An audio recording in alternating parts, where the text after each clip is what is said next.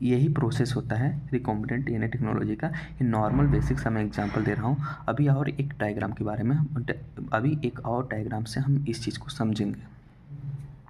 चलिए हम अब आगे बढ़ते हैं। देखिए इस डायग्राम में हम बहुत अच्छे से समझ सकते हैं। ये हो गया हमारा डोनर डीएनए, ये हो गया हमारा बैक्टीरियल सेल। अब हम क्या करेंगे, donor DNA cell, donor cells, ये हो गया हमारा बैक्टीरियल सेल। डोनर सेल से क्या निकल रहा है, फॉरेन डीएनए पार्ट्स। ये क्या होता है, इसको हम क्या पढ़ा, वेक्टर्स हमने क्या पढ़ा था, फॉरेन डीएनए पार्ट्स होता है।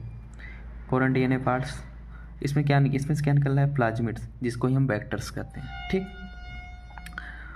ये क्या होगा, प्लाज्मिड्स ओपन होगा किसके थ्रू, रिस्ट्रिक्शन एंजाइम्स के थ्रू।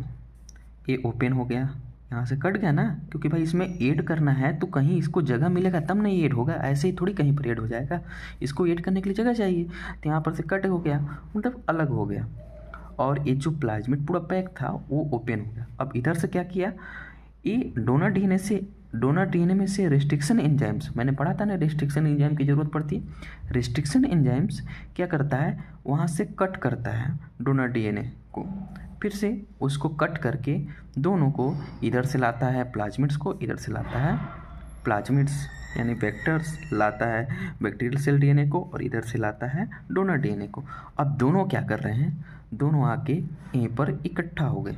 अब तो इकट्ठा तो हो गए भाई, अब दोनों एक तो है नहीं कि एक साथ मिल जाएंगे, अलग अलग हैं, तो अब इनको मिलाना तो पड़ेगा, बिना मिलाए कुछ काम होने वाला नहीं है।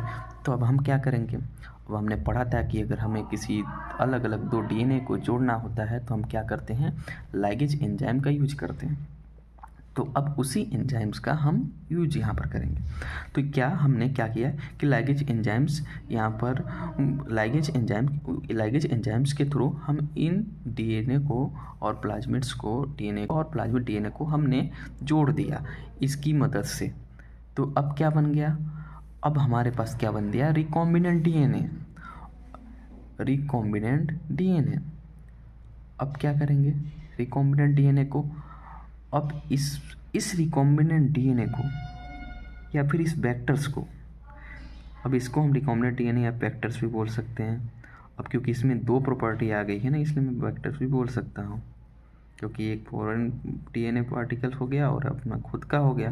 तो अब ये क्या करेगा, ये हमारी जो सेल थी, ए वाली सेल, ए वाली सेल जो थी, अब यहाँ पर उसको सेम, अब इसमें और इसमें अंतर डिफरेंस समझिएगा।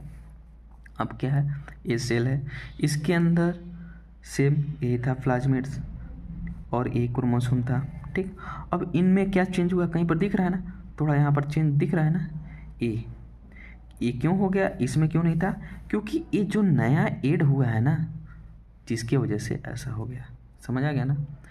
इसको फिर से अब हमसे क्या बनेगा, इसमें एक, इस बैक्टीरिया सेल में इसमें सिर्फ डिफरेंस इतना है कि ये एक्स्ट्रा ऐड हो गया है, इसके अंदर कुछ एक्स्ट्रा प्रॉपर्टी ऐड हो गई है, यही हमें करना था और फाइनली हमने कर दिया। तो हमें क्या बना, host bacterium with recombinant DNA. हमारे पास होस्ट बैक्टीरिया मिला है किसके साथ में, रिकॉम्बिनेंट डीएनए के साथ।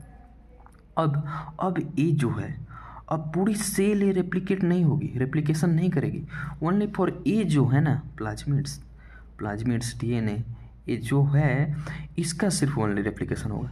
इसका 2 से 4, 4 से 8 ऐसे बनते जाएंगे और इनकी कापी जितनी मुझे ज़रूरत होगी उतनी कापी बनती जाएंगी। सेम, समझ गए ना। इतना आई होप कि आपको समझ आ गया होगा कि क्या हो रहा है प्रोसेस। इतना आसान भाषा में मैं बता रहा हूँ। और अब इसको हम समझ लेते हैं कैसे। हमने पहले क्या किया था, isolated of the DNA gene from donor cell, फिर से उसको हमने कट किया थ्रू किसके थ्रू, रिस्ट्रिक्शन एंजाइम्स के थ्रू। और सेकेंड पॉइंट क्या किया, कट वेक्टर डीएनए या ओपन किया हमने किसके थ्रू, रिस्ट्रिक्शन एंजाइम के थ्रू। एंड डोनर डीएनए और bacterial cell DNA bind through किसके थ्रू बाइंड किया हमने, लाइगेज एंजाइम्स के थ्रू बाइंड किया हमने। किसके थ्रू बाइंड किया हमने, लाइगेज एंजाइम्स के थ्रू बाइंड किया।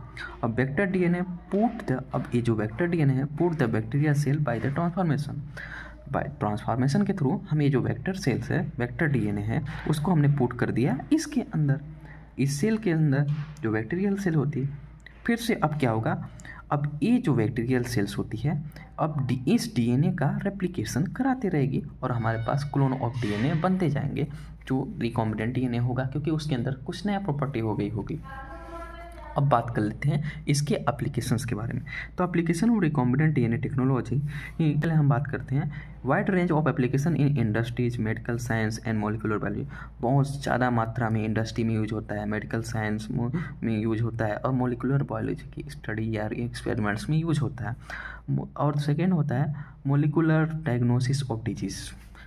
मोलिकुलर डायग्नोसिस ऑफ डिजीज़ समझ सकते हैं कि आप डायग्नोसिस ऑफ डिजीज़, बीमारियों की पहचान करने में, इन सब चीज़ों में इसका भी यूज होता है। और जीन थेरेपी में भी इसका यूज होता है, डीएनए फिंगर प्रिंटिंग में भी इसका यूज होता है, प्रोडक्शन ऑफ वैक्सीन, वैक्सीन का प्रोडक्शन करने में यूज होता है, कमर्शियल एंड फार्मास्यूटिकल प्रोडक्ट्स को बनाने में भी यूज होता है इसका, मैनी मोनोक्लोनल एंटीबॉडीज़ को बनाने में इसका यूज होता है, इंसुलिन फॉर डायबिटीज़ पेशेंट्स के लिए, इंसुलिन के जो इंजेक्शन होते हैं डायबिटीज पेशेंट्स के लिए इसी टेक्निक्स के थ्रू बनाए जाते हैं। टोटली बेसिकली कंप्लीट हो गया इतना। बस इतना अगर आप लिख देंगे रिकॉम्बिनेंट डीएनए टेक्नोलॉजी के बारे में तो मुझे पूरा भरोसा है कि आरजीपीवी नंबर आपका बिल्कुल भी नहीं काट सकती। इतना लिख देंगे, इतना इन्फॉर्मेशन। तो आई होप कि आपको वीडियो समझ में आया होगा। अगर समझ में आया होगा तो चैनल को सब्सक्राइब कर लीजिएगा, क्योंकि मैं ऐसे ही वीडियो यम फॉर्म से रिलेटेड मैं बनाते रहूँगा। मैंने यम फॉर्म से रिलेटेड वीडियो बनाने का इसलिए सोचा बिकॉज मैं भी जब पढ़ता था तो मुझे यम फॉर्म से रिलेटेड कोई वीडियो नहीं मिलते थे, और मिलते थे तो इतने हाई लेवल उनकी इंग्लिश रहती थी कि समझ नहीं आता था। कोई नॉर्मल भाषा में हमें समझाता ही नहीं था यूट्यूब पे, और मिलता भी नहीं था। इसलिए हमने सोचा कि हम बनाएंगे, कोई नहीं बनाया है तो हम बनाएंगे, ताकि और जो स्टूडेंट्स हैं ना उनका मदद हो सके। इसलिए हमने ये चैनल स्टार्ट किया और एम फॉर्म से रिलेटेड मैं वीडियो इस पे डालते रहूँगा। अगर आप एम फॉर्म के स्टूडेंट होंगे या बी फॉर्म के, तो बी फॉर्म का भी मैं डालते रहूँगा। B form, D form, M form. अभी एम फॉर्म का एग्ज़ाम होने वाला है 20 तारीख से, फर्स्ट सेमेस्टर का 20 मार्च से, इसलिए मैं अभी एम फॉर्म पे फोकस कर रहा हूँ। दोस्तों, मैं अगेन दोबारा आपसे बोलना चाहता हूँ, अगर आपको वीडियो थोड़ा सा भी हेल्पफुल लगा होगा तो चैनल को सब्सक्राइब ज़रूर कर दीजिएगा, क्योंकि बहुत मेहनत लगती है वीडियो को बनाने में। नोट्स बनाओ, फिर से उसको वीडियो शूट करो, फिर से एडिट करो, बहुत मेहनत लगता है भाई। एक बार सिर्फ सब्सक्राइब कर दीजिए। सब्सक्राइब करने से आपका कुछ नहीं होने वाला है। दोस्तों, अब हम मिलते हैं किसी नए वीडियो में एक नए टॉपिक के साथ।